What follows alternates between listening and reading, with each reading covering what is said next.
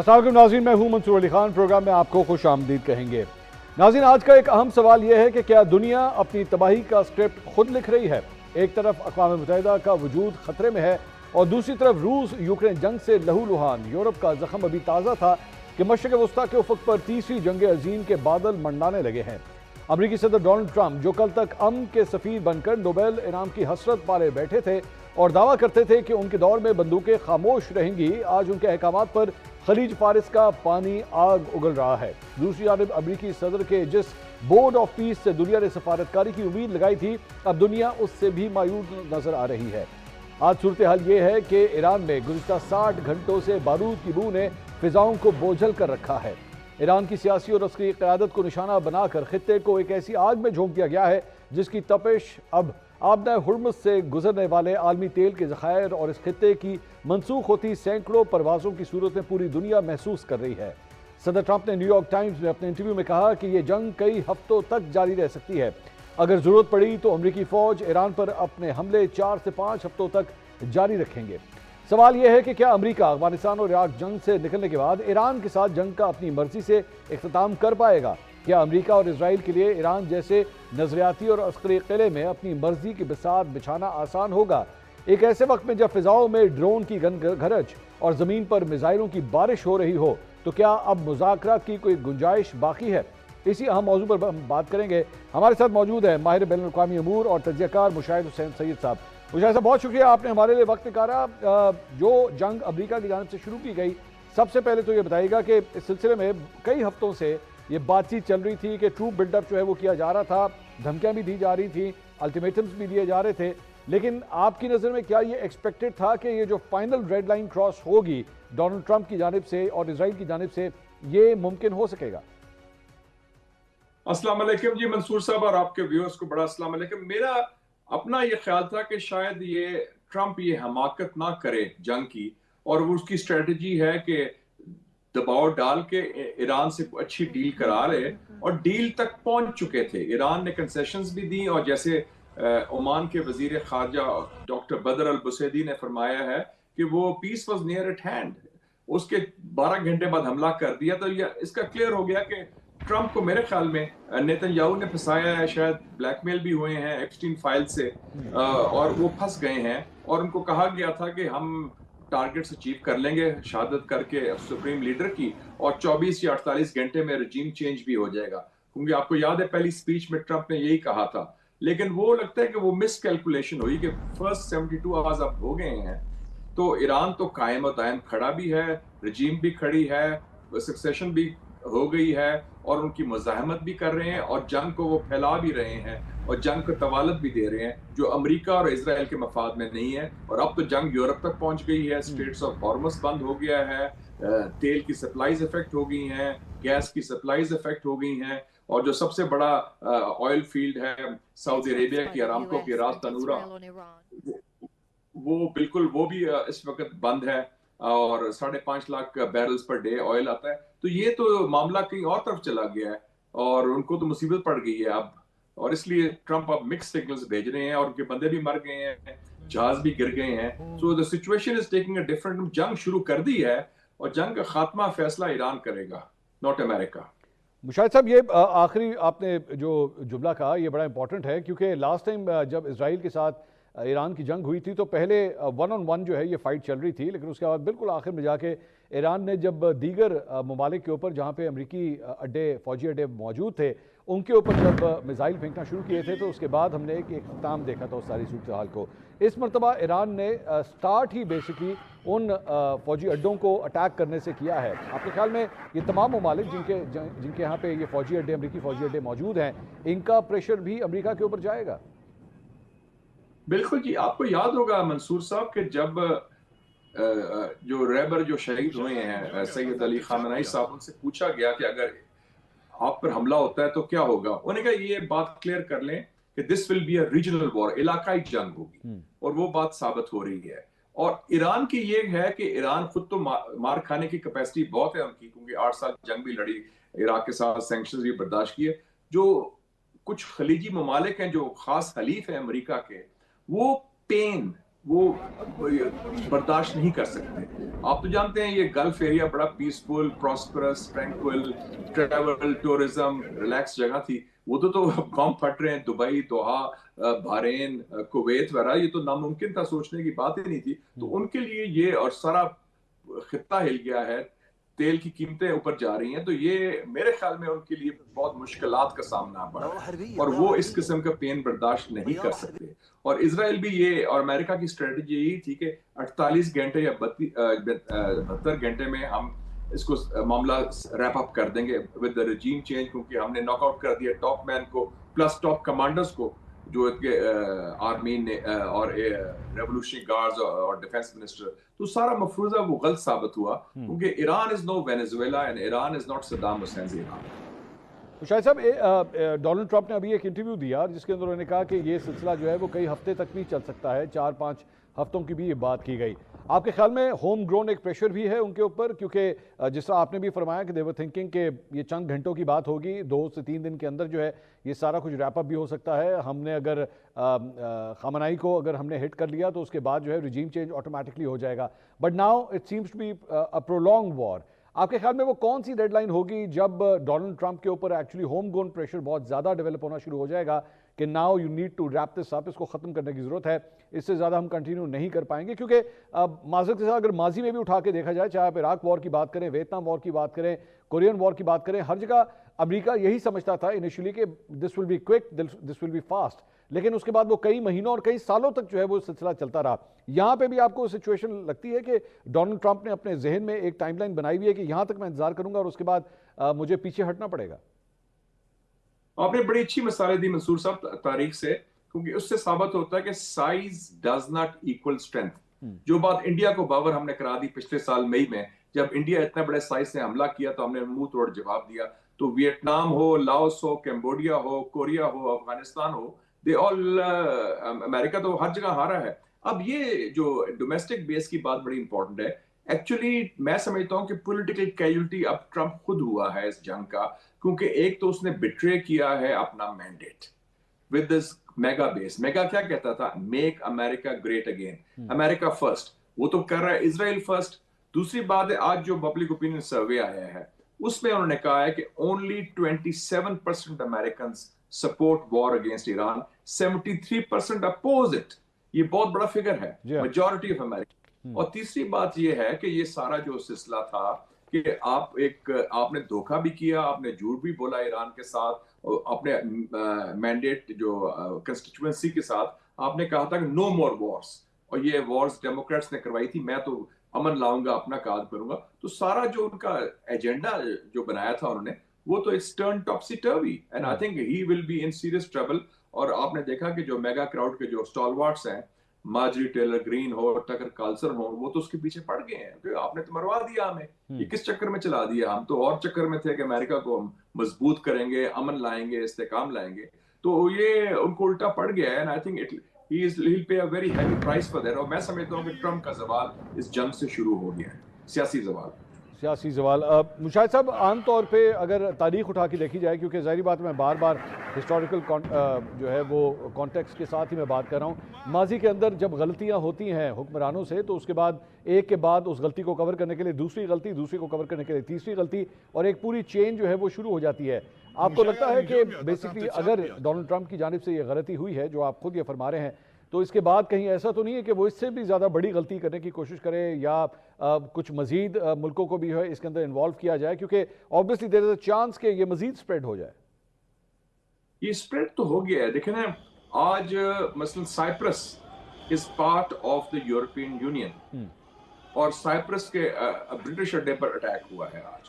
اور ابھی جو E3 جس کہتے ہیں یورپین 3، فرانس، برٹن اور جرمنی، انہوں نے کہا ہم بھی اس میں لیں گے، حالانکہ ان کا کیا تعلق نہیں اس جنگ میں، وہ بھی پوڈلز کی طرح شامل ہو رہے ہیں. تو جنگ ایسکلیٹ ہو رہی ہے، اور ایران کی اسٹریٹجی مجھے لگتی ہے کہ جنگ کو طوالت دیں اور جنگ کو ایسکلیٹ کریں، تاکہ ان سب ممالک کو پین برداشت کرنے کی کیپیسٹی ہو. Iran can sustain the pain, not the خلیج ممالک، not the Europeans, and certainly not the Americans اور دا اسرائیلیز. 3 امریکن تو مارے گئے ہیں، 3 جہاز بھی ان کے گر گئے ہیں، اور کیجولٹیز بھی شروع ہو گئی ہیں. تو یہ کسی اور طرف جا رہی ہے سلسلہ.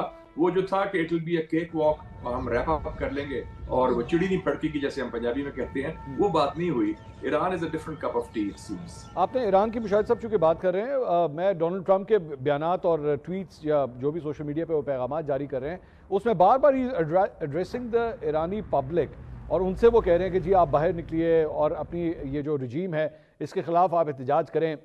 سرپرائزنگلی اس سے پہلے, آج سے چند مہینے پہلے اگر آپ کو یاد ہو کہ ایران کے اندر جو ہے وہ حکومت مخالف مظاہرے, بہت بڑے بڑے مظاہرے وہاں پہ اس وقت ہوئے تھے, لیکن یہاں پہ جب آیت اللہ خامنائی کو شہید کیا جا چکا ہے اسرائیل کی جانب سے, امریکہ کی جانب سے انہیں ٹارگٹ کیا جا چکا ہے, اب تک اس رجیم کے خلاف سڑکوں کے اوپر کوئی کسی قسم کا ایسا احتجاج نظر نہیں آیا. یہ آپ کے لیے سرپرائزنگ نہیں ہے؟ یہ دیکھیں نا, وہ چیئرمین ماؤ یوزڈ ٹو سے, میں چائنا گیا تھا when I was a teenager studying in FC college in second year, 70s کی بات ہے, اس نے کہا تھا turn grief into strength, اپنے غم کو قوت میں بدلاؤ. ایرانیوں نے یہی کیا ہے کہ ان کی شہادت ہوئی ہے, اس سے غم و غصہ اتنا آیا ہے ایرانی عوام میں. یس, اس کی اپوزیشن بھی ہے, میں نہیں کہتا کہ کوئی سب یونیفائڈ ہیں, لیکن جو بیشتر اکثریت ہے ایرانی عوام کی وہ باہر نکل آئی ہے. آپ نے دیکھا خود, یہ تو فوٹوگرافز ریویل ایوری تھنگ, اور millions of people have come out in Isfahan, Tehran, مشہد, اور مظاہرے جو ہو رہے ہیں کہ وہ اتنا غصے میں ہے کہ جس طریقے سے انہوں نے گینگسٹرزم ہے نا, یہ فیملی کو بھی اڑا دیا ہے. And by the way this is the third American president who done it. Gaddafi کی بیٹی کو ریگن نے مارا تھا, اور صدام حسین کے بیٹوں کو بش نے مروایا تھا, تو ان کی فیملی کو ٹرمپ نے مروایا ہے. تو یہ ایک بڑا ایک اس میں غم و غصہ ہے کہ they have crossed a red line. And تو اس حوالے سے ایرانی جو سٹرکچر ہے, اور نہ صرف سٹرکچر جو ایڈمنسٹریٹو اور پولیٹیکل اور ملٹری سٹرکچر ہے, بلکہ جو ان کا سپورٹ بیس ہے ایران کے اندر, میں بات کر رہا ہوں ریولوشنری رجیم کا, وہ قائم اور دائم اور منظم ہو گیا لگتا ہے. اور تو وہ تیار بیٹھے ہیں, ٹھیک ہے, ڈو اور ڈائی ہے جناب, دیکھ لیں جو کرنا ہے کر لو, پنجابی کہتے ہیں جو پھٹنا ہے پھٹ لو. مشاہد صاحب, اس سارے معاملے کے اندر obviously ہر جگہ ایک چیٹر ہوتی ہے, everyone has right to comment on the situation, people are talking about World War III, کہ کہیں اس سچویشن کی طرف بات تو نہیں جا رہی. سپر پاورز کی اگر ہم بات کریں تو چائنا کی جانب سے اس ایکٹ کی مذمت کی گئی ہے. اب چائنا آپ جانتے ہیں کہ نارملی بڑا سٹل طریقے سے اپنی ڈپلومیسی کرتا ہے, لیکن انہوں نے ایکچولی ایران کے ساتھ اس معاملے کے اوپر اظہار یکجہتی کیا کہ جس طرح اس کی خود مختاری کو ہٹ کرنے کی کوشش کی گئی ہے, دے اسٹینڈ ود چائنا آن دس.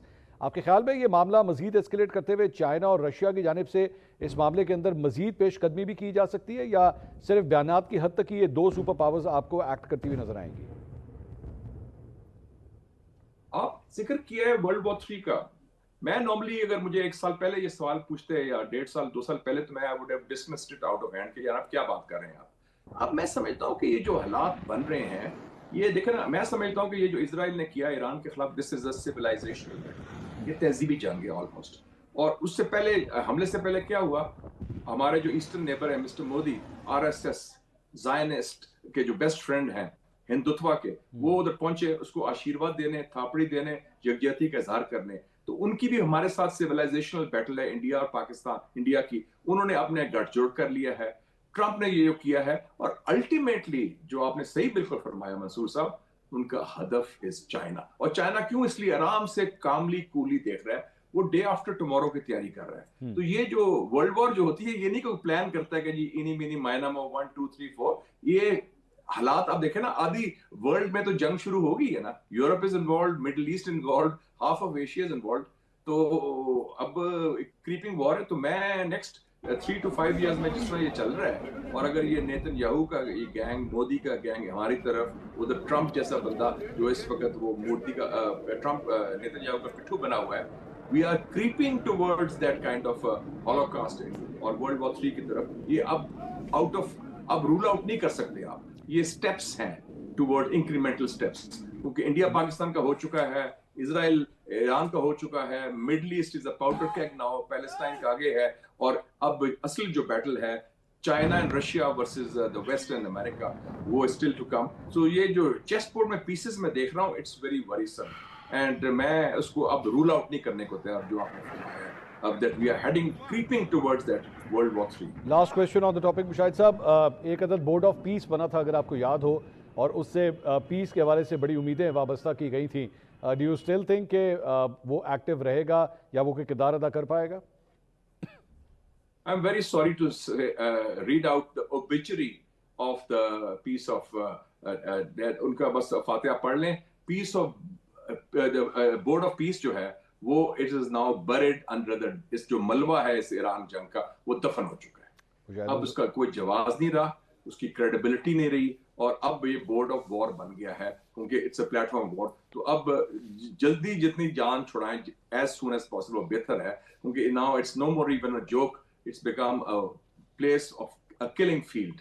और ये अनफॉर्चुनेटली ट्रंप ने अपने आप को खुद कुछ हमला करके अपना खुद ही तबाह कर दिया है बोर्ड ऑफ पीस को। मुशाहिद हुसैन सईद साहब, बहुत बहुत शुक्रिया गुफ्तगू करने के लिए। नाज़रीन, ये गुफ्तगू आपने सुनी और मौजूदा जंगों के हवाले से जहाँ गुफ्तगू हो रही है, यही सिलसिला जारी रहेगा एक छोटे से ब्रेक के बाद। हमारे साथ रहिएगा। नाज़रीन, welcome back after the break. Break से पहले मुशाहिद हुसैन सईद साहब की गुफ्तगू आपने सुनी। ईरान के हवाले से सिक्योरिटी सूरत हाल जो डेवलप हो रही है, और साथ ही साथ अफगानिस्तान और पाकिस्तान के ताल्लुकात के हवाले से भी अब मज़ीद बात करेंगे। 3 सीनियर सहाफ़ी इस वक्त मेरे साथ मौजूद हैं। हमें ज्वाइन कर रहे हैं तेहरान से सीनियर तज्ज़ियाकार और सहाफ़ी जॉन हुसैन साहब। हमें ज्वाइन कर रहे हैं सीनियर तज्ज़ियाकार रज़ा रूबी साहब, जो कि इस वक्त अमरीका के अंदर मौजूद हैं, और दिफाई senior तज्ज़ियाकार major general retired Zahid Mahmood साहब भी इस वक्त हमारे साथ मौजूद हैं। तीनों मेहमानों का बहुत बहुत शुक्रिया। जॉन हुसैन साहब, सबसे पहले आपसे जानना चाहेंगे, तेहरान के अंदर आप इस वक्त मौजूद हैं, सबसे पहले तो अब तक की क्या सूरत हाल डेवलप हुई है तेहरान के अंदर, ज़िंदगी के बारे में बताइएगा, लोगों के क्या तासुरात हैं, हाउ द पीपल फीलिंग। जारी बात है टेंशन तो होगी वहाँ पे। थैंक यू मंसूर साहब for having me. Indeed intense situation है, अभी भी स्ट्राइक्स हो रही हैं यूनाइटेड स्टेट्स की तरफ से। रेजिडेंशियल एरियाज में भी स्ट्राइक किया जा रहा है, बिल्डिंग्स को स्ट्राइक किया जा रहा है, पुलिस स्टेशंस को ये स्ट्राइक कर रहे हैं, जितने भी मोहल्लों के अंदर पुलिस स्टेशन है उनको, और कॉन्स्टेंटली अटैक्स जो है वो यहाँ पे चल रहे हैं। 500 से ज़्यादा यहाँ पे लोग शहीद हो चुके हैं, और ऑफिशियल नंबर्स भी आपके सामने आ जाएंगे। उसके साथ साथ जो सेंटिमेंट है अवाम का वो बहुत ज़्यादा, they are in shock first of all, क्योंकि न्यूज़ नहीं थी वेरिफिकेशन, क्योंकि ये हो रही थी कि he is alive and well, ayatollah खामनाई। But जैसे ये खबर आई तो we saw an आउटपोर of people, मतलब सैकड़ों की तादाद में लोग, जैसे ही ये खबर आई, मुझे अपने घर से भी रोने धोने की बाहर से रोड से आवाज़ आई, और मैं बाहर गया, देखा तो lots of people on the streets, और वो हुजूम जो लोगों का था वो रो रहे थे। और सिर्फ आई थिंक इस वक्त फोकस पूरी आवाम की सेंटिमेंट की अगर बात करें तो they are determined on revenge, और किसी भी तरीके की पॉसिबिलिटी जो ये बुज़दिलाना हमला यूनाइटेड स्टेट्स ने किया है, उसने किसी भी पॉसिबिलिटी ऑफ रीअप्रोचमेंट या किसी भी पॉसिबिलिटी ऑफ नेगोशिएशन या किसी भी कॉन्सेप्ट ऑफ मोरालिटी को या इंटरनेशनल लॉ को कंप्लीटली डिसइंटीग्रेट कर दिया है। एक कंपाउंड के ऊपर, आयतुल्ला खामनाई के ऊपर, जो बंकर में नहीं थे, फॉल्स खबरें भी दी गई उसके दौरान, उसके ऊपर अटैक करके। तो आई डोंट थिंक ये चीज़ रुकेगी, और रिस्पॉन्स ईरानी अवाम चाह रही है इस वक्त, बहुत ज़ोर और शोर से चाह रही है। जॉन हुसैन साहब, अभी थोड़ी देर पहले मुशाहिद हुसैन सैयद साहब मेरे साथ मौजूद थे, मैंने उनसे भी ये सवाल किया था कि आज से चंद महीने पहले तो हम लोग ये देख रहे थे कि मौजूदा हुकूमत के ख़िलाफ़ ईरान के अंदर हमें एक एहतजाजी तहरीक नज़र आ रही थी, बहुत बड़ी तादाद में लोग जो हैं मौजूदा हुकूमत के ख़िलाफ़ एहतजाज कर रहे थे। अब जो अमेरिकन गवर्नमेंट है या उनके जो तज्ज़ियाकार हैं, उनका ये ख्याल था कि जब इस किस्म की कोई वाक़या होगा, जिस तरह आयतुल्ला खमनाई की शहादत होगी, तो उसके बाद शायद जो एंटी गवर्नमेंट प्रोटेस्टर्स हैं शायद वो बाहर निकल आएंगे और वो मौजूदा रजीम के ख़िलाफ़ एहतजाज करेंगे। अब क्या ऐसी कोई एक्टिविटी अभी तक आपने देखी वहाँ पर? मंजूर साहब, there is a lot of disinformation, misinformation, propaganda जब भी 5th जनरेशन में वॉरफेयर में यूज़ करते हैं, हमेशा किया है। इराक के अंदर WMDs, ईरान के अंदर ह्यूमन राइट्स, लीबिया के अंदर भी ह्यूमन राइट्स, WMDs, ये सारे बहाने बनाते हुए वो आ गए। But every time Dev experienced there adventurism, हमेशा इनको उल्टा ही पता चला है कि जी ये सिचुएशन नहीं थी, हमें तो कुछ और लग रहा था।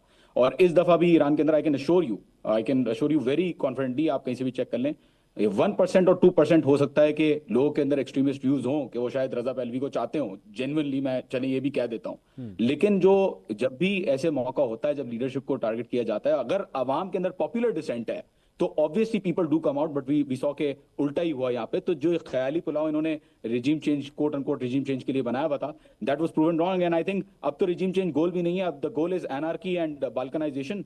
और आई डोंट थिंक कि इसके जितने भी वेस्टर्न मीडिया आउटलेट्स आपको दिखा रहे हैं, वो अभी भी आपको 4-5 आवाज़ें जो बिल्डिंगों से लग रही हैं, 10-15 लोग जो नीचे खड़े हुए सेलिब्रेट कर रहे हैं, उनको शायद दिखा रहे हो। कोई भी जो है वो रियल सिचुएशन यहाँ पे नहीं दिखाता। आप जाके खुद चेक कर सकते हैं न्यूट्रल आउटलेट से कि फॉर एग्जांपल अल जजीरा है, TRT है, CGTN है, रशा टुडे है। मैंने खुद भी फेसबुक पे लाइव वीडियो लगाई है, वो जाके देख सकते हैं। The response is clear.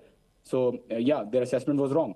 और जॉन साहब ये बताइएगा कि मौजूदा जो हुकूमत है, जाहिर बात है जब इतनी बड़ी तादाद में बमबारी होती है और जो एक अमेरिकन गेम प्लान होगा वो यही होगा कि इंफ्रास्ट्रक्चर जो है वो तबाह हो जाए और जो गवर्नेंस का एक मॉडल बना हुआ है वो सबसे ज़्यादा हिट हो। Is life still the same, या आपको लग रहा है कि हुकूमत की ग्रिप भी जो है कहीं पे कमज़ोर हुई है? मुझे तो उल्टा लग रहा है, मुझे लग रहा है कि गवर्नमेंट की ग्रिप जो है वो ज़्यादा मजबूत हुई है क्योंकि पॉपुलर सपोर्ट बहुत ज़्यादा बढ़ गया है। तो I think obviously in terms of जो स्ट्रिक्ट किनेटिक स्ट्राइक्स जो ये कर रहे हैं उसकी वजह से जो नुकसान हो रहा है वो हो रहा है। लॉन्चर्स के ऊपर फॉर एग्जांपल ये टारगेट कर रहे हैं, डिफरेंट इंस्टीट्यूशंस के ऊपर ये टारगेट कर रहे हैं, फैसिलिटीज़ के ऊपर टारगेट कर रहे हैं, आईआरआईबी के ऊपर भी कल हमला हुआ है। तो obviously there is a lot of concern के एक्सटर्नल प्रेशर जो आ रहा है, लेकिन इंटरनली कोई ऐसा प्रेशर एग्जिस्ट नहीं करता। ईरान की जो मिलिट्री रिसोर्सेज हैं they are mostly intact, primarily because ये जो मिसाइल और ड्रोन स्टोरेज फैसिलिटीज हैं वो 500 से लेकर 600 मीटर अंडरग्राउंड तक 6 फैसिलिटीज एटलीस्ट ऐसी हैं जो इम्पेनेट्रेबल हैं। उनको GBU-57 बॉम्बर भी पेनिट्रेट नहीं कर सकता क्योंकि उसकी रेंज भी 200 मीटर होती है। और जो ड्रामेबाजी पहले हुई फॉर्दो के ऊपर कि उन्होंने न्यूक्लियर वेपन तबाह कर दिए हैं, वो भी जो सारी कहानी थी। तो आई थिंक अगर होता ऐसा कि ईरान की कैपेसिटी को खत्म किया जाता, और कंसर्न मंसूर साहब पॉइंट भी यही था कि अगर खामनाई साहब जाएंगे तो लीडरशिप और डिसीजन मेकिंग डिसरप्ट होगी, लेकिन ऐसा भी नहीं हुआ। प्रोटेस्ट तो नहीं हुआ लेकिन ये भी नहीं हुआ, और रिटेलिएशन जो है वो चल रही है, ना सिर्फ चल रही है बल्कि 11th वेव भी स्टार्ट होने वाली है। और ईरान सारे उन बेसिस को टारगेट कर रहा है जिनसे अटैक्स की सपोर्ट या डायरेक्ट अटैक्स हुए हैं। मैं क्लियर कर दूं, अजरबैजान के ऊपर अटैक नहीं, के बेसिस के ऊपर अटैक नहीं किया, तुर्की के बेसिस के ऊपर अटैक नहीं किया, ओमान के बेसिस के ऊपर अटैक नहीं किया। सिर्फ उन बरादर मुसलमान ममालिक जिनके इजराइल के साथ अच्छे ताल्लुकात हैं और जो अमेरिका को बोलते रहे कि आप आ जाएं, सिर्फ उनके बेसिस के ऊपर अटैक हुए हैं क्योंकि उन्होंने डायरेक्टली पार्टिसिपेट किया, वादा करने के बावजूद कि वो इन्वॉल्व नहीं होंगे। ठीक, रजा रूमी साहब इस वक्त हमें अमेरिका से ज्वाइन कर रहे हैं। रजा साहब, ये गुफ्तगू आपने जॉन हुसैन साहब की सुनी, आपके ख्याल में अमेरिका ये अज्यूम कर रहा था या उसकी रीडिंग गलत थी, या जिस तरह पहले ये लग रहा था कि जिस तरह वेनेजुएला के अंदर it was short, it was quick, वहाँ पे एक रजीम चेंज जो है वो अमेरिका चाहता था वो हो गया। आपके नज़र में ईरान के हवाले से कैलकुलेशन अमेरिका की गलत साबित हुई है? जी, मेरे ख्याल से काफी हद तक ये ईरान पे हमला पहले किया गया और सोचा बाद में गया है कि करना क्या है वहां पर।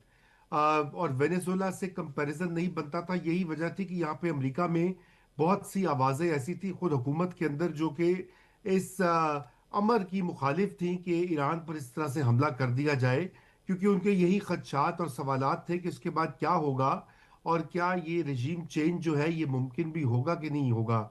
और यही हम देख रहे हैं कि ये एक तयशुदा बात है कि जब ईरानी हुकूमत की जितनी भी गैर मकबूल हो या जितने भी लोगों के मसाइल हों अपनी हुकूमत के साथ, लेकिन जब बाहर से हमला होता है तो फिर ईरानी लोग जो हैं वो अपने परचम तले यकजा हो जाते हैं। और यही हम सेंटिमेंट, अभी इसका जिक्र भी कर रहे थे जॉन हुसैन साहब, लेकिन अगर ये आप देखें तो जो लाइन ऑफ सक्सेशन भी है ईरान के अंदर वो भी बड़ी क्लियरली उन्होंने तैयारी कर रखी है 3-4 लेवल्स के ऊपर कि अगर अमेरिका और इसराइल जो है वो स्ट्राइक्स करके एक लीडर को हटाते हैं तो फिर दूसरा, दूसरे के बाद तीसरा और चौथा, तो वो वेनेजुएला वाली कहानी नहीं बन रही।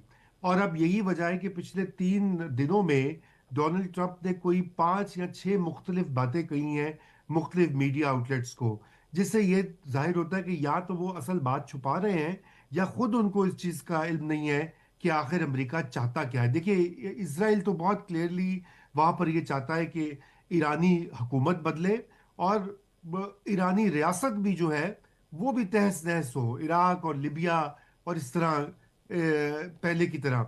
मगर अमेरिका का ये हदफ नहीं है। अमेरिका यकीनन ये इस बात को चाहता है कि हुकूमत बदल जाए और उसके जो भी है इस खित्ते में तेल के हवाले से और गल्फ के हवाले से जो भी उसकी पॉलिसीज है उसमें आसानी हो। लेकिन वो ईरानी स्टेट जो है वो उसका कोलैप्स नहीं चाहता, क्योंकि उससे पहले जो कुछ अफगानिस्तान और इराक में हो चुका है उससे अमेरिका ने बहुत से असबाक सीखे हैं और वो ये नहीं चाहते कि दोबारा से वो रिपीट हो। लेकिन बदकिस्मती से मामलात जिस तरफ जा रहे हैं वहां पे अब सूरत हाल और भी गैर यकीनी का शिकार हो गई है। जी लेकिन मंसूर। राजा साहब, इसके अलावा अगर वो ये कोई वहाँ पे रजीम चेंज नहीं जाते तो फिर इसके अलावा हदफ क्या है कि अपना न्यूक्लियर प्रोग्राम बंद कर दिया जाए, मिसाइल प्रोग्राम जो है उसे बंद कर दिया जाए?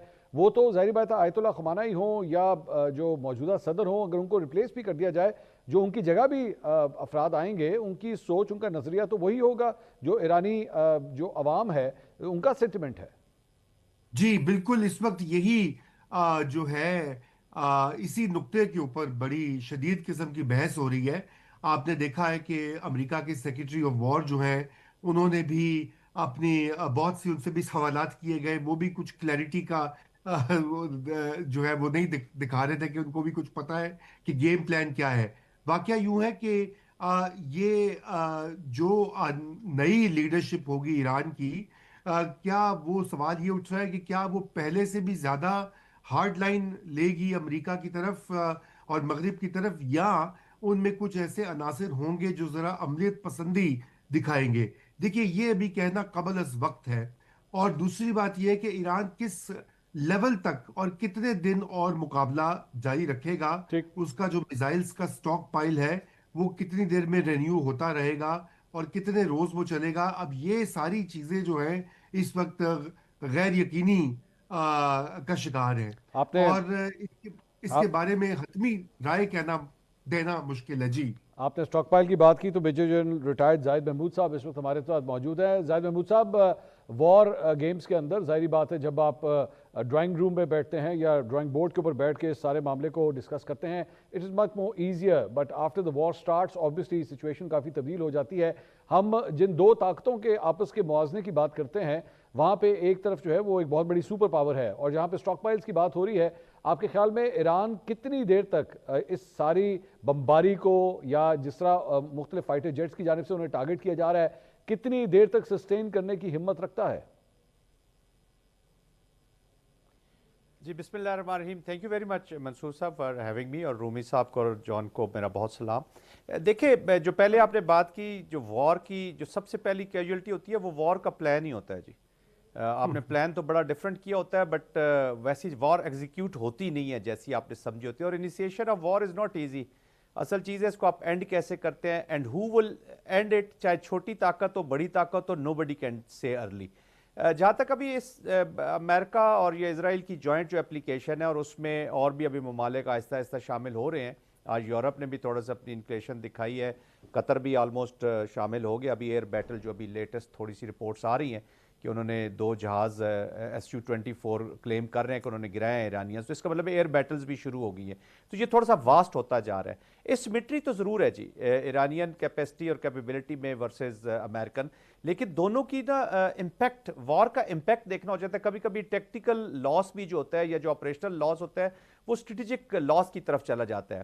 تو کیجولٹیز امریکہ کی بھی ہو رہی ہے، ان کے ابھی 4 سولجرز کا تو انہوں نے ایڈمٹ کیا ہے، چیئرمین جوائنٹ نے بھی بات کی ہے۔ جہاز بھی کویت کی نے کہا کہ جی ہماری غلطی سے ہم نے گرا دی ہیں 2 جہاز جو انہوں نے گرائے ہیں امریکن۔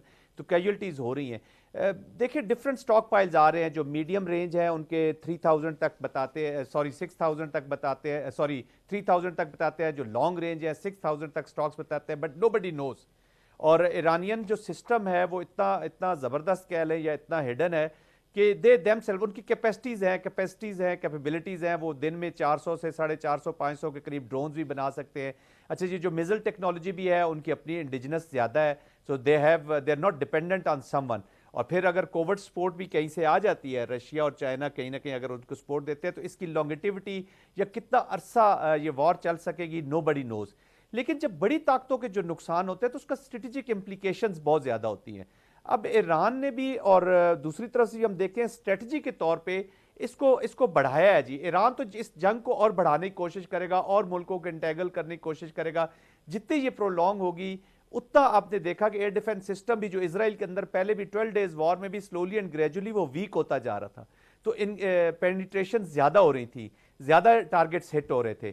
تو جب یہ بڑھے گی تو پھر دیر آر لائکلی چانسز کہ جو سیف گارڈز ہیں یا جو میئر سسٹمز ہیں اسرائیل کے وہ بھی ویک ہو سکتے ہیں۔ امریکن بھی کوئی اگر مین اسٹریٹجک لیول کا یا آپریشنل سے بڑا کوئی ٹارگٹ ہٹ ہو جاتا ہے تو اس کی پھر امپلیکیشنز ڈفرنٹ ہو جائیں گی۔ بہرحال اسمٹری ہے، لیکن کیپیسٹی میزل میں ابھی تک ایران کے پاس موجود ہے اور اس کو وہ لمبا کر سکتا ہے جی، چلا سکتا ہے۔ جان حسین صاحب، اس مرتبہ یہ دیکھا گیا کہ جو آپ نے تھوڑی دیر پہلے میرے پہلے سوال کے جواب میں آپ نے فرمایا تھا کہ مختلف امریکن بیسز جو مختلف مسلم ممالک کے اندر موجود ہیں، اس مرتبہ ایران نے شروع سے ہی جو ہے وہ ان کے اوپر بھی اٹیک کیے۔ پچھلی دفعہ جب کشیدگی ہوئی تھی تو ہمیں یاد ہے کہ بالکل آخر میں جا کے ایک امریکن بیس کو جو ہے وہ ٹارگٹ کیا گیا تھا، لیکن اس مرتبہ جنگ کا آغاز ہی وہاں سے ہوا ہے۔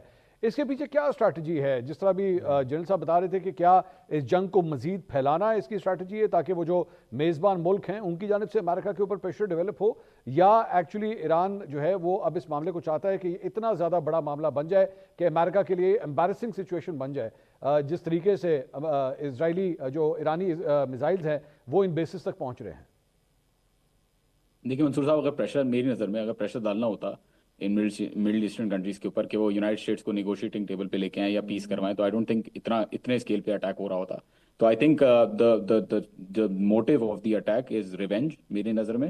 اور جو اسکیل کی بات ہوئی ہے، دیکھیں اس کی جو جیسا کہ میں نے پہلے کہا، جو بیسز ہیں وہ آپریشنلی یہ انوالو تھے. اس کو ایز اے ریٹیلیشن ایران جو ہے وہ یوز کر رہا ہے. کوئی الٹیریئر موٹیو میرے خیال میں اس چیز کے اندر نہیں ہے. اٹ از بیسکلی ریونج، کیونکہ جو ایئر کرافٹ کیریئر ہے وہ اس وقت دور جا کے کھڑا ہوا ہے، تو اس کو ٹارگٹ کرنا اتنا افیکٹولی نہیں ہو پا رہا. 6-8 مسلز آل دو اس کے اوپر بھی داغی گئی ہیں، لیکن جتنا ڈیمیج میرے خیال میں ایران اس وقت جو لیڈرشپ ہے اور جو کمانڈرز ہیں وہی سوچ رہے ہیں کہ جتنا ڈیمیج ہم کر سکتے ہیں یونائٹڈ اسٹیٹس کو اتنا ڈیمیج ہم کریں گے. اینڈ اگر یونائٹڈ اسٹیٹس، کیونکہ ابھی وہ ایسٹس موو کر رہے ہیں اپنے ان کنٹریز کے بیسس کے اندر جنہوں نے ابھی تک اجازت نہیں دی ہے یونائٹڈ اسٹیٹس کو اٹیک کے لیے استعمال کرنے کے لیے، تو اگر ان کنٹریز کے اندر بھی موو کرتا ہے تو وہاں پہ بھی آپ دیکھیں گے منصور صاحب، آئی ایم ویری کانفیڈنٹ کہ وہاں پہ بھی اٹیکس ہوں گے. اور انفیکٹ یو کے کی بھی باتیں ہو رہی ہیں کہ یو کے اندر بھی ڈیوگو گارسیا میں اور جو سائپرس میں ان کا بیس ہے ان کے اوپر بھی ٹارگیٹنگ کی باتیں ہو رہی ہیں. تو آئی ڈونٹ تھنک اس کے اندر کوئی اور موٹیو ہے but to inflict as much damage as possible. اور ایک چوٹی بھی منصور صاحب، چوٹی بھی جب ہاتھی کے کان میں چلی جائے تو اس کو ناچ نہ جاتی ہے، اور 2 سال تک ہوتیوں نے بھی ناچ نہ جایا امریکنس کو. تو آئی تھنک ایران جو ہے وہ چوٹی نہیں ہے، بہت بڑی آئی تھنک فورس ہے ابھی بھی ریلیٹیولی اسپیکنگ، تو کچھ نہ کچھ ڈیمیج کر سکتا ہے بہت سگنیفیکنٹ. جون حسین صاحب، آیت اللہ خامنائی جو ہے ان کی شہادت اوبویسلی ایک بہت بڑا دھچکا ہے. مسلم دنیا سے اس کا اظہار بھی کیا گیا، مختلف ممالک کی جانب سے یہ سینٹیمنٹس جو ہے وہ ایران کے لوگوں تک پہنچائے بھی گئے. لیکن ظاہری بات ہے یہاں پہ ایک بہت بڑا سوال جو کم از کم میں چونکہ پاکستان میں موجود ہوں، لوگ ہم سے یہ سوال ضرور پوچھتے ہیں کہ آخر کیا ان کی سیکیورٹی کو لے کے اسے فول پروف نہیں بنایا گیا تھا؟ کیا اندر سے ان کے خلاف کوئی جاسوسی ہوئی ہے، یا اپنے ہی کسی نے جو ہے وہ ان کی لوکیشنز کے بارے میں انفارم کیا؟ اس بارے میں وہاں پہ کیا سینٹیمنٹ پایا جاتا ہے؟ دیکھیں میں اپنا پرسنل اوپینین نہیں دے سکتا ہوں اس پہ، اور میرا اوپینین یہ ہے کہ ایران کی انٹیلیجنس کافی کمزور ہے. جو انٹیلیجنس ایجنسی اپنے سپریم لیڈر کو ہی پروٹیکٹ نہیں کر پائی تو اس کا کیا فائدہ آپریٹ کرنے کا؟ جبکہ ایران کا لوگ کہتے ہیں کہ ڈکٹیٹرشپ ہے، لوگوں کو اٹھا لیتے ہیں. میں انٹیلیجنس ایجنسی کے خلاف آپ کے ساتھ بات کر رہا ہوں اس وقت. تو آئی سنسیئرلی بلیو کہ ان کو کام کرنا چاہیے تھا جنہوں نے صحیح سے نہیں کیا. بہرحال یہ بھی کہتے ہیں آفیشلز کہ بھائی ہم نے بولا تھا کہ بنکر میں چلے جائیں، وہ نہیں مانے بنکر میں جانے سے. انہوں نے کہا کہ بھائی میری عوام باہر ہے اور اب میری زندگی جو ہے وہ اللہ کی امانت ہے، کیسے بنکر میں چلا جاؤں، میرے لوگ باہر ہیں. ریگارڈلیس جو بھی ہو، لے جانا چاہیے تھا، ان کی ذمہ داری بنتی ہے کہ ان کو لے جاتے بنکر میں کسی طریقے سے یا سیکیور رکھتے. تو آئی ڈونٹ تھنک اتنا بڑا کام بغیر انٹیلیجنس فیلئر کے ہو سکتا ہے. کوئی نہ کوئی obviously ہوگا، کوئی نہ کوئی طریقہ ہوگا جس کے تھرو انہوں نے پتہ لگایا کہ وہ کہاں ہیں، کس طرف ہیں اور کون کون ہے اس کے اندر. بٹ obviously آئی تھنک بالکل صحیح کہا کہ کوئی نہ کوئی اس کے اندر فاؤل پلے ضرور ہے کسی نہ کسی بندے کی طرف سے. رضا رومی صاحب، ذرا تھوڑا سا ڈائریکشن کو پاکستان کی طرف لے کر آتے ہیں. پاکستان کے لیے بڑی مشکل سچویشن ہے. ایران اس کا ایک پڑوسی ملک ہے، امریکہ کے ساتھ، خاص طور پہ ڈونلڈ ٹرمپ کے ساتھ پاکستان کے ریسنٹ پاسٹ کے اندر جو ہے بہت اچھے تعلقات بن چکے ہیں. ڈونلڈ ٹرمپ اب اس سے پہلے میں تقریباً ہر پلیٹ فارم پہ جب بھی وہ تقریر کرتا تھا تو پاکستان کی تعریفیں، پرائم منسٹر کی تعریفیں، فیلڈ مارشل کی تعریفیں جو ہے وہ کرتے رہے ہیں. لیکن اب اس وقت ایسی صورتحال ہے کہ دونوں سائڈز کے ساتھ ہی پاکستان کے بہت اچھے تعلقات ہیں. ابھی تک پاکستان نے جس طرح اپنے کارڈز پلے کیے ہیں، آپ کے خیال میں that is the only option on the table، یا اس کے علاوہ بھی آپ کی نظر میں کچھ کیا جا سکتا تھا؟ دیکھیے، آپ نے صحیح کہا کہ پاکستان کے لیے یہ بڑی مشکل صورتحال ہے اور بہت ہی ٹائٹ روپ واک جسے کہا جاتا ہے انگریزی میں، اس کے مترادف ہے. اس کی وجہ یہ ہے کہ پاکستان کے امریکہ سے بھی مثالی تعلقات قائم ہو چکے ہیں.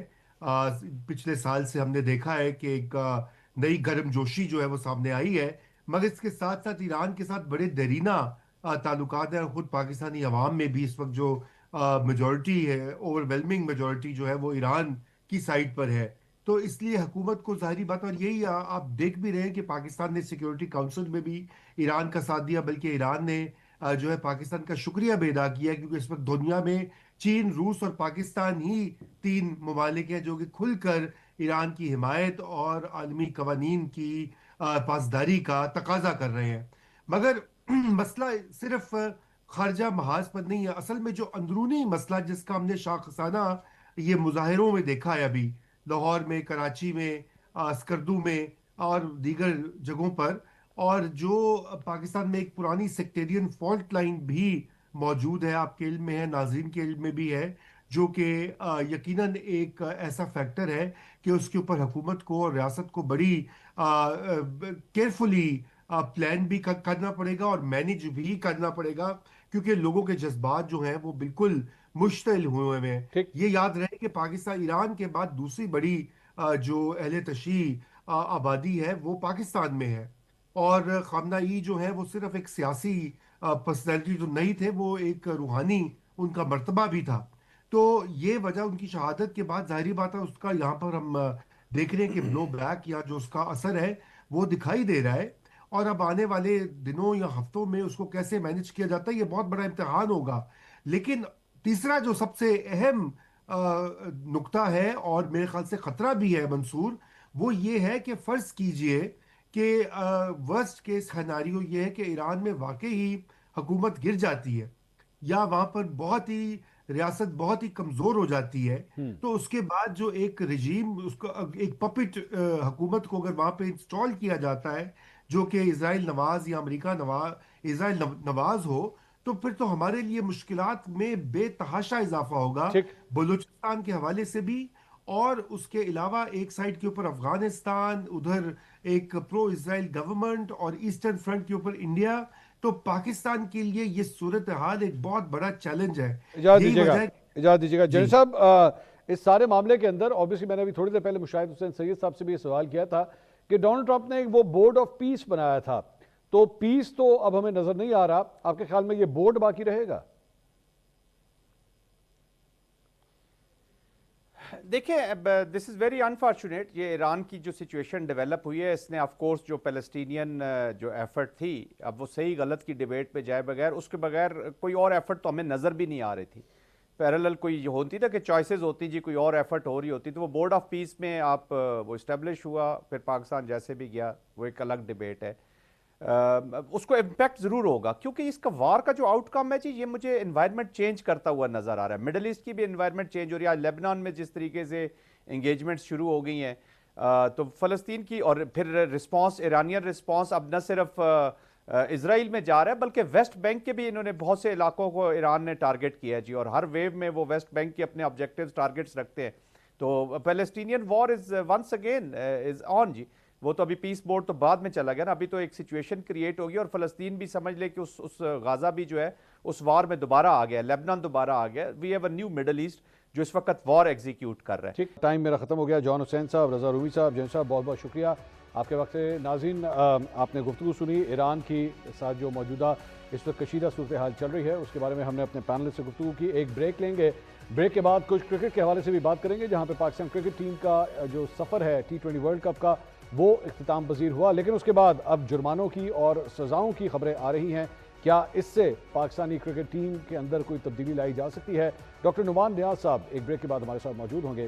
Stay with us. ناظرین welcome back after the break. اب کچھ کھیل کے میدان کی بات کرتے ہیں. کرکٹ میں پاکستان کا سفر آخر ورلڈ کپ کے اندر تمام ہوا. T20 ورلڈ کپ کے سیمی فائنل میں پاکستان جگہ نہ بنا سکا اور اب ٹیم کی واپسی ہو چکی ہے، اور اب مختلف قسم کی باتیں کی جا رہی ہیں کپتانی کو تبدیل کرنے کے حوالے سے، ٹیم میں سے سیدھے کھلاڑیوں کو نکالنے کے حوالے سے.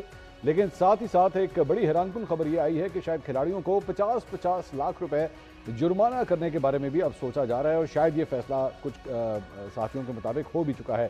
کیا یہی درست سمت ہے؟ کیا یہ وہ سرجری ہے جس کی ضرورت ہے پاکستان کرکٹ ٹیم کو؟ اس سے کیا چیزیں ٹھیک ہو جائیں گی؟ ہمارے ساتھ senior sports analyst doctor Nauman Niaz sahab اس وقت ہمارے ساتھ موجود ہیں. ڈاکٹر صاحب بہت شکریہ، آپ نے ہمارے لیے وقت نکالا.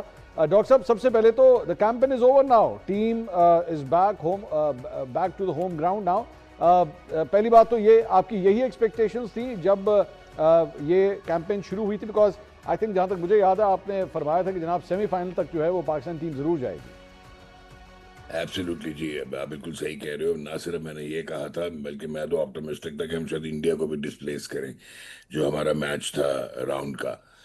لیکن انفارچونیٹلی جس قسم کی ٹیم سلیکشن 11 کی ہوتی رہی، میں ایم ناٹ ٹاکنگ اباؤٹ 15 میں تو جو بھی اکوموڈیٹ ہوئے، 2 تیرے 2 میرے، بٹ جو 11 بھی ہم کرتے رہے، that was a story of self infliction. اور لاسٹ میچ میں آ کے ماسوائے میں سمجھتا ہوں کہ تب آپ کو سائم ایوب کو اگر آپ ٹاپ آرڈر میں نہ بھی کھلاتے، آپ کو بیچ میں کھلانا چاہیے تھا ان پلیس آف نواز یا ایون شاداب. تو باقی آپ نے جب وہ ٹیم وہ والی جو سلیکٹ کی، وہ that was the best 11 which you could come up with. So that clearly indicates کہ مانا ٹور مینجمنٹ نے کہ وہ پہلے جو ٹیم کھلاتے رہے پچھلے میچز میں وہ ریڈیکولسلی غلط تھی. سو ایک تو یہ چیز ہے. دوسرا ہے پرسنلی فیل منصور کے ساؤتھ افریقہ اور اس کے بعد India and then England, New even یہ جو ہے West Indies and Zimbabwe, they were superior teams than Pakistan in this tournament. Even Zimbabwe آپ سے بہتر کرکٹ کھیلی. تو یہ تو کلیئر ہے میری طرف سے کہ انفارچونیٹلی ہمیں سیمی فائنل تک پہنچنا چاہیے تھا. کیسے ہم معاف کر سکتے ہیں کہ ابرار احمد کو اب نہ کھلائیں اگینسٹ انگلینڈ؟ اور اگر ریٹراسپیکٹیولی دیکھیں تو وہی bowled against Sri Lanka with a new ball. تو میرے خیال میں شاید سچویشن بہت فرق ہوتی ہے اگر ہم نے ڈیلیبریٹلی یہ سوسائڈ نہ کی ہوتی. ڈاکٹر صاحب اب ایک اور جو خبر آج سامنے آئی ہے وہ یہ ہے کہ ان کھلاڑیوں کو اب 50 لاکھ روپے جو ہے وہ جرمانہ شاید کیا جائے گا. I've never heard of that. یہ کیا کبھی ماضی میں ہو چکا ہے؟ سب سے پہلے تو ہسٹورک پوائنٹ آف ویو سے بتائیے گا. نہیں، ناٹ ایٹ آل جی. یہ کبھی ہسٹری میں ایسا نہیں ہوا کہ آپ کے جو ہے آپ کو فائن امپوز کیا جائے. فائن اس طرح امپوز ضرور ہوتے ہیں بریچز یا کوڈ آف کانڈکٹ کے، بٹ ایسا کبھی نہیں ہوا کہ آپ، کیونکہ آپ کیا یہ کہنا چاہتے ہیں کہ یہ ڈیلیبریٹ انڈر پرفارمنس تھی؟ یہ ڈیلیبریٹ انڈر پرفارمنس تو تھی نہیں. تو آپ کے پاس کیا سرکمسٹانسل ایویڈنس ہے؟ وہ تو ہو سکتا ہے اپنی اسکل سیٹ کے مطابق بہترین کرکٹ کھیلے. اگر آپ نے وہی 11 کھلانے تھے the way they played. So at the end of the day مجھے ایسے لگتا ہے کہ یہ just to create a stir کہ پاکستان کرکٹ بورڈ بہت سیریس ہے اینڈ جسٹ ٹو ڈیفلیکٹ جو ایک نیرس قسم کا کرٹیسزم ایکسپیکٹڈ ہے on Pakistan cricket and the Pakistan cricket board and management. تو میں سمجھتا ہوں کہ یہ کہاں پہ آپ نے دیکھا ہے؟ پروفیشنل کرکٹرز ہیں، دے وینٹ دیئر. اس کا مطلب ہے آسٹریلیا کی ٹیم کو تو بین ہی کر دینا چاہیے. ان کے وہ 6 ورلڈ کپ ہیں، ایک T20 کا ورلڈ کپ ہے اور 2 چیمپئنس ٹرافی ہیں، وہ پھر کس خاطر میں آئیں گی؟ تو آئی پرسنلی فیل کہ یہ شاید ایک نی جرک سا ریئیکشن ہے جسٹ ٹو ڈیفلیکٹ جو کرٹیسزم اور جو فوکس ہے اس وقت ہوا پاکستان کرکٹ کی انڈر پرفارمنس پہ. لیکن ڈاکٹر صاحب اگر آپ اس وقت ہیلم آف افیئرس پہ ہوتے تو آپ کی طرف سے کون سے 3 یا 4 قدم جو ہے وہ اٹھائے جانے تھے؟ ظاہری بات ہے ایک ڈیبیٹ یہ بھی ہے کہ سینئر کھلاڑی جو ہیں ہمارے یہاں، ظاہری بات ہے جب بھی کوئی ICC ایونٹ ہوتا ہے اور اس میں ٹیم کی پرفارمنس نہیں ہوتی تو اس کے بعد ایک لسٹ بنتی ہے ہماری عوام کی جانب سے، اس کو نکال دو، اس کو نکال دو، اس کو نکال دو اور سب ٹھیک ہو جائے گا. آپ کی بھی کوئی لسٹ ہے کہ ان فلاں پلیئرز کو نکال دیں تو سب ٹھیک ہو جائے گا؟ منصور، یہ ویشیس سائیکل جو ہے نا، یہ ہم گزشتہ کوئی 8-10 سال سے دیکھ رہے ہیں اور پچھلے 2023 سے لے کے اب تک یہ 4 ICC ایونٹس ہوئے، ہم نے ناک آؤٹس کے لیے بھی کوالیفائی نہیں کیا. تو جو میرے لیے بہت اس وقت ابہام والی اور جو بلکہ ابہام ہے اور جو میرے لیے بہت ہی کہنا چاہیے مشکل سی بات ہے ہضم کرنا، وہ یہ ہے کہ پاکستان کرکٹ بورڈ نے، جو کہ ہماری ہوم سیریز تھی لیکن یہ ہم نے باہر کروائی ایمریٹس میں پاکستان شاہینز کی انگلینڈ لائنز کے ساتھ، اور وہ جو ٹیم سلیکٹ ہوئی وہ ایبسلیوٹلی میرٹ پہ ٹیم سلیکٹ کی گئی. جو T20s کھیلنے تھے انہوں نے 3 اور غالباً 3 ایک روزہ میچز کھیلنے تھے. ٹاپ پرفارمرز ینگسٹرز جو پائپ لائن میں ہیں، جو آ رہے ہیں، جو بریک ان کرنے لگے ہیں، ان کو سلیکٹ کیا گیا. اس میں کوئی ایسی سلیکشن نہیں تھی جس پہ آپ انگلی اٹھا سکتے. اور ان کی وہ مار لگائی ہے انگلینڈ لائنز نے. کلیئرلی ایکسپوز کر دیا ہے کہ آپ کا جو اسٹرکچرل ڈیفیشنسیز ہیں، جو فالٹ لائنز ہیں، اور آپ کمپیٹ ہی نہیں کرتے، آپ کی ریلیونسی نہیں ہے پروسیس ڈریون اسٹرکچر ٹیمز کے ساتھ جو باہر سے آتی ہیں، وہ گیم اویئر آپ سے بہت زیادہ ہیں. تو مجھے یہ بتائیے کہ بجائے کہ ہم اب ڈائگنوسس کی طرف جائیں، ہم کب تک یہ کاسمیٹک، مطلب مجھے بتائیں، آپ نکال دیں، چلیں بابر اعظم کو نکال دیں، شاہین افریدی کو نکال دیں، آپ شاداب خان کو نکال دیں، ٹھیک ہو گئی، نواز کو باہر کر دیں، but who is going to replace them one? اور کیا ہم نے اسیس کیا ہے اور انٹروسپیکٹ کیا ہے کہ کیا ہمارے جو اسکل سیٹ ہے بچوں کا، نئی جنریشن کا، وہ میچ بھی کرتا ہے اور ریلیونٹ ہے لیکن جو آگے؟ سوری ٹو انٹرپٹ ڈاکٹر صاحب، لیکن میرے خیال میں آپ پورے ورلڈ کپ میں یہ بات کہتے رہے کہ بابر کی جگہ نہیں بنتی، اور الٹیمیٹلی میرے خیال میں آپ کی جو ہے وہ سب سے آخری میچ میں جا کے سنی گئی کہ ہاں جی ٹھیک ہے بابر کی جگہ نہیں بنتی. میں ابھی تھوڑی دیر پہلے آپ سے ہسٹوریکل پوائنٹ آف ویو پوچھ رہا تھا، کیا آپ کو ماضی میں یاد آتا ہے کہ بابر کو جو ہے وہ بینچ پہ بٹھایا گیا ہو؟ آئی ڈو ریمبر کہ بابر سرے سے پلینگ 15 کے اندر ہی نہ ہو، لیکن ایکچولی پلینگ 15 میں ہوتے ہوئے پرفارمنس کی وجہ سے ان کو بینچ پہ بٹھا دیا جائے. مجھے یاد نہیں پڑتا، if you can help me out. Yeah, absolutely, you are right, Mansoor. I do not know of any instance जहाँ पे शुरू में शायद कभी हो, जब वो आया था और टेस्ट क्रिकेट में वो कभी मिकी आर्थर थे और वो आता नहीं था, लेकिन उसके बाद से once he evolved as a top class cricketer, ऐसा कभी नहीं हुआ। हाँ, ये जरूर हुआ कि आपने उसको T20 से ड्रॉप कर दिया before the tour to New Zealand, वो बात बेंच पे नहीं था, आपने तो इनको बेंच पे बिठा दिया। So yes, that is also again the first which we have seen. सो अगर मिसाल के तो and batting wise actually it clicked कि आपने मतलब फ़खर को आपने ओपनिंग में आप लेकर गए और उसके बाद आपने जो परफॉर्मेंस दिखाई, मतलब even the commentators Wasim Akram, Ramiz, they were all shocked कि ये आज पाकिस्तान टीम के बैटिंग लाइनअप को हो क्या गया है। ये तो बिल्कुल ही मतलब जिसे कहते हैं ना वो एक on a funny side Popeye जिस तरह स्पिनच खाता था, तो लग रहा था पाकिस्तानी प्लेयर्स भी जो है वो स्पिनच खा के गए हुए हैं। आप बिल्कुल सही कह रहे हो मंसूर, और ये डबली इंक्रिमिनेटिंग एविडेंस है कि आपने डिसऑनेस्ट सिलेक्शंस करके हर्ट किया पाकिस्तान क्रिकेट टीम की अपॉर्चुनिटीज को, चांसेस को, कि आपने फखर जमान जैसा बंदा जो मैच विनर है, या वही आप वाली बात, या तो वो 15 का हिस्सा ना होता अगर उसका एक लीन पैच था, फिर क्या किसी ने असेस करने की कोशिश की कि उसका लीन पैच T20 में एज एन ओपनर था या नंबर 4 और नंबर 5 पे था? और अगर एज एन ओपनर नहीं था तो आप किसी को अकोमोडेट करने के चक्कर में साइम अयूब को आपने पता नहीं कितने मैचेस सक्सेसिव दे दिए फेलियर्स के बावजूद। तो जहाँ पे आके फखर अगर आप और करो, ठीक है कि साहबजादा ने 100 किया, nobody can take away that, उसने रिकॉर्ड तोड़ा विराट कोहली का 319 रन का, एंडेड अप विद 383 रन, 2 सेंचुरियां कर दी, becoming the first batsman in the history of T20 world cup cricket to achieve this feet.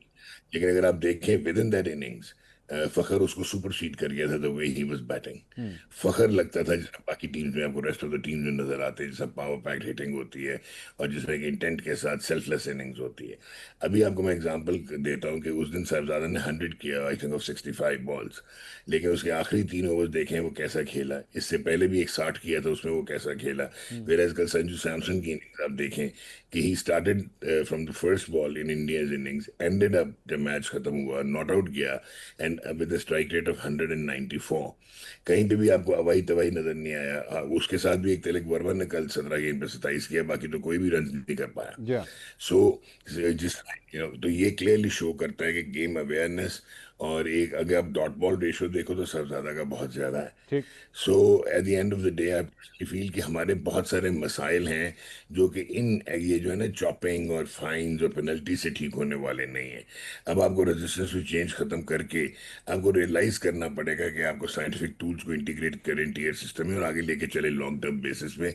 ये शॉर्ट टर्म आपका यही रहेगा, अभी आप इनको निकाल देंगे, उसके बाद 27 का वर्ल्ड कप आ जाएगा, फिर ये PSL में 2-4 ने परफॉर्म किया होगा इन्होंने, इनमें से 3-4 आप फेलियर को रीइंफोर्स कर देंगे।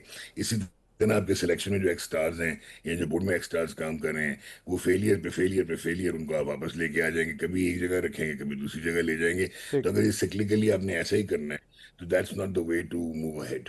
डॉक्टर नुमान नियाज़ साहब, सीनियर तजक्कार, बहुत बहुत शुक्रिया, अपने राय से हमें आगाह करे थे। नाज़रीन, प्रोग्राम से अब तक के लिए इतना ही, कल आपसे दोबारा मुलाकात होगी। अल्लाह हाफ़िज़।